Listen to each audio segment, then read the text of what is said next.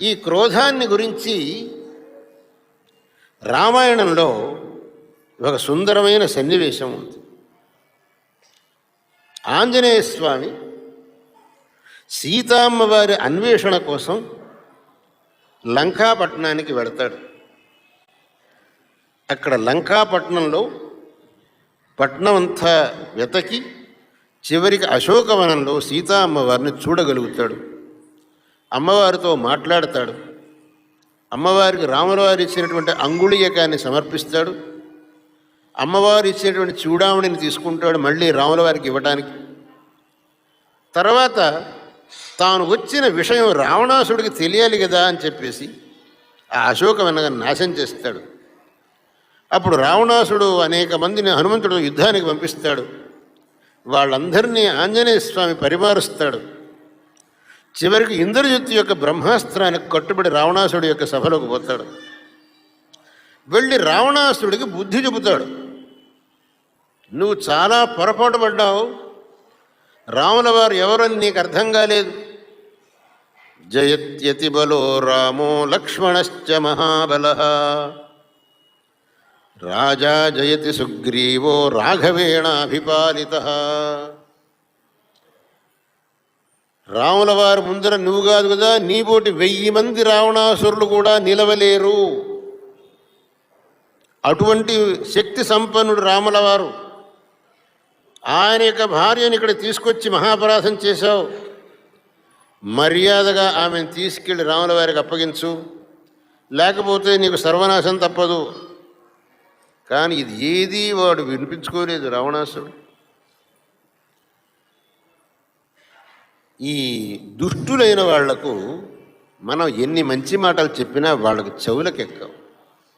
ఎందుకంటే వాళ్ళ కాలం మూడింది కాబట్టి మన మాటలు వాళ్ళకి చెవికెక్కవు.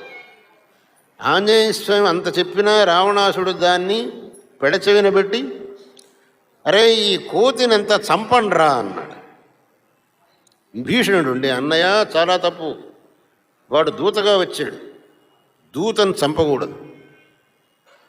దూతో నవధ్య ఇది శాస్త్రగిరారురోధ. దూతను చంపకూడదు. దూత అనేవాడు స్వతంత్రుడు కాదు, వాడి యజమాని ఏం చెప్పమన్నాడో అది చెప్పాడు. దూతని ఎట్టా చంపుతావు? కాదు, వాడికి నాకు చాలా అవమానం చేశాడు, అయితే వాడికి అవమానం చేయి, అవమానం చేసి పంపించు. అప్పుడు రాముడు ఉండి అరే మంచిదిరా, నువ్వు మా చెప్పిన మాట నిజమే, కోతులకు తోకంటే చాలా ప్రియం, ఆ తోక నిప్పంటిద్దాం, దాంతో వీడు రోగం కుదురుతుంది అని ఆంజనేయ స్వామి తోకకు నిప్పంటించండిరా అన్నాడు. ఆయన తోకంతా నిప్పంటించారు. కానీ ఆ నిప్పు వల్ల ఆయనకి ఏమీ కాలేదు. పిసరంతా కూడా ఆయనకు ఆ అగ్నిహోత్రం ఏమీ చేయలేకపోయింది. ఎందువల్ల? సీతామ్మవారు ప్రార్థించింది అగ్నిహోత్రుడు. మంగళాభిముఖీ తస్య సాతదాసీన్మహాకపే. ఆ జగన్మాత అయినటువంటి సీతామ్మవారు అగ్నిహోత్రుడిని ప్రార్థించింది. సీతోభవ హనుమతః యద్యస్తి పతి శుశ్రూష యద్యస్తి చరితం తపః యది వాప్యేకపత్నీత్వం సీతోభవ హనుమతః. ఆమె అగ్నిహోత్రుడిని ప్రార్థించింది. నిజంగా నేను పతిభక్తి గలదాన్నైతే, నేను తపస్వినిగా అయితే అగ్నిహోత్రుడు హనుమంతుడికి ఏమీ చెయ్యకుండుగాక. ఆమె అన్న తర్వాత అగ్నిహోత్రుడు హనుమంతుడికి ఏం చేస్తాడు? ఏమీ చేయలేదు. చల్లగా ఉంది ఆ అగ్నిని హనుమంతుడు తోకకు నిప్పంటించడం వల్ల. అప్పుడు హనుమంతుడు ఆలోచించాడు, అరే వీళ్ళందరూ, ఈ రావణుడు మరి వాడి యొక్క సహచరులందరూ కూడా ఇటువంటి పాపానికి పాల్పడ్డారు, వీళ్ళందరికీ తక్క శాస్తి చెబుతాను, ఇదే నిప్పుతో వీళ్ళందరి ఇళ్ళు తగలెట్టేస్తాను. ఏదైతే నిప్పు నా తోకకు అంటించారో వీళ్ళు, అదే నిప్పుతో ఈ నగరం మొత్తం భస్మం చేస్తాను. ఆ కోపంతో, రావణుడి మీద ఉన్న కోపంతో నగరం మొత్తం భస్మం చేస్తానన్నాడు. మొత్తం భస్మం చేసి పారేశాడు. మొత్తం తగలడ్డది. తర్వాత కూర్చొని ఆలోచన చేశాడు, నేను కోపంతో చాలా పొరపాటు చేశాను. రావణుడి మీద కోపంతో ఊరంతా తగలెట్టేశానే. సీతమ్మవారు ఏమైపోయి ఉండొచ్చు? ఏ సీతమ్మవారు చూడటానికి నేను వచ్చానో ఆమెకే నేను ఆపత్తు కలిగించిన వాడిని అయినానే. అరే రే, కోపం అనేది ఎంత చెడ్డది. అప్పుడు అంటాడు ఆంజనేయ స్వామి,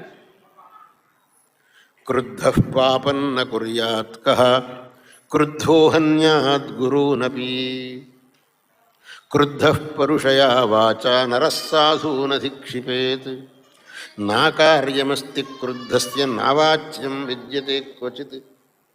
కోపం వచ్చిన వాడు ఏమి పాపం చెయ్యడు. కోపం వచ్చిన వాడు ఎటువంటి తప్పులు మాట్లాడడు. కోపం వచ్చినటువంటి వాడు తనకు అత్యంత ఆదరపాత్రులైన వాళ్లను కూడా హింసిస్తాడు ఆ కోపంతో. తర్వాత బాధపడచ్చు. ఎవరినైతే నిన్నటి వరకు పూజించాడో వాళ్ళను కూడా హింసిస్తాడు కోపం వచ్చిన సమయంలో. తర్వాత బాధపడుతుంది. ప్రయోజనం ఏముంది?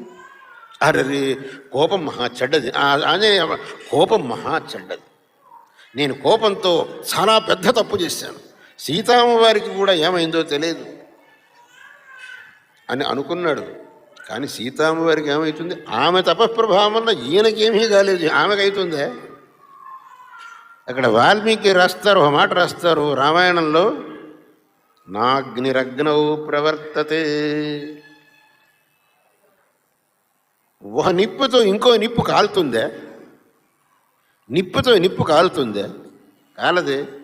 సీతమ్మవారు నిప్పు, ఇది నిప్పు. నిప్పుతో నిప్పు ఎట్టగలుగుతుంది? నాగ్నిరగ్నౌ ప్రవర్తతే. కాబట్టి సీతమ్మవారికి ఏం కాలేదు, ఆమె సుఖంగా ఉంది. ఏమంచా దీనివల్ల నేను చెప్పొచ్చింది ఏమిటి అని అంటే, కోపం అనేది ఎంత చెడ్డది దాన్ని హనుమంతుడు చెప్పాడు అక్కడ. అటువంటి చెడ్డదైనటువంటి కోపం మన మనస్సుల్లో ఎప్పుడైతే ప్రవేశిస్తుందో అప్పుడు మన వల్ల చేయరాని పనులను చేయిస్తుంది, అనరాని మాటలను అనిపిస్తుంది. చూసుకోండి, ఎవరైనా చూసుకోండి. కోపం వల్ల మన వల్ల ఎన్ని తప్పులు జరిగినాయి అనేది ప్రతివాడు తనను తానే పరికించుకుంటే అర్థమవుతుంది. కాబట్టి సకల అనర్థములకు మూలమైనటువంటి ఇవి రెండు, కామము, క్రోధము. ఎవడైతే ఈ రెంటిని విడిచిపెడతాడో వాడి వల్ల ఎప్పుడూ తప్పుడు పనులు కావు. కాబట్టి భగవంతుడు చెప్పాడు, ఈ రెండింటిని విడిచిపెట్టాలరా నాయన.